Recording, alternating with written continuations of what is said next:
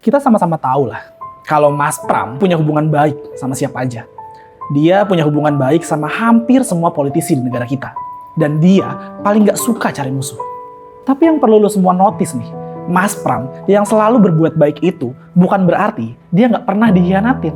Bukan berarti dia gak pernah jadi korban dari intrik-intrik politik juga.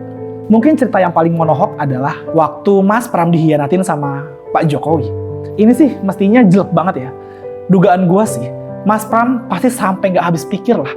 Kenapa Pak Jokowi tuh bisa setega itu ya sama dia? Sebelum kita mulai nih bahas detail ceritanya, pastinya kita harus paham dulu hubungan yang panjang di antara Mas Pram sama Pak Jokowi. Perlu lo semua tahu lah, kalau Mas Pram ini ngejabat sebagai sekjen, ngejabat sebagai sekretaris jenderal di Partai PDI Perjuangan waktu Jokowi pertama kali maju di Pilkada Kota Solo di tahun 2005. Surat rekomendasi yang didapat Jokowi dari PDI Perjuangan buat maju di Pilwalkot waktu itu, yang nyiapin ya Mas Pram. Jadi hubungan bestie nih antara Mas Pram sama Pak Jokowi itu udah terjalin sejak 20 tahun lalu lah.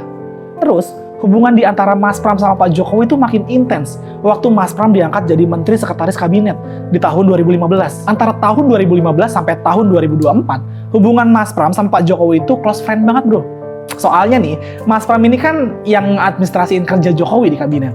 Dia yang ngatur menteri-menteri buat Jokowi. Di tahun 2018, waktu anak sulung Mas Pram nikah, Pak Jokowi hadir dan bahkan jadi saksi nikah loh.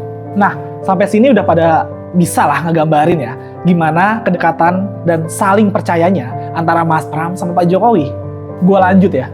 Cerita yang ngehantem terjadi tahun 2024 di Pilkada Gubernur Jakarta kemarin.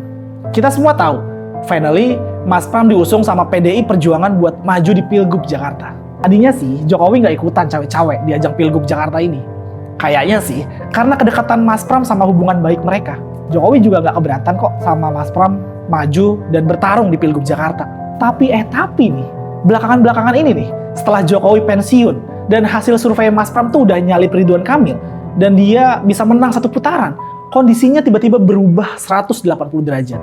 Ridwan Kamil sempat sowan ke Solo dan setelah itu Jokowi tuh mulai aktif terang-terangan ngedukung RK. Soal dukung-mendukung ini nih, rasanya tuh sikap Jokowi ini masih bisa dibilang normal lah. Yang bisa dibilang nyelekit. Waktu Jokowi bilang dia dukung Ridwan Kamil karena ngelihat track recordnya. Nah, di poin ini nih, Jokowi tuh kayak ngeremehin Mas Pram banget.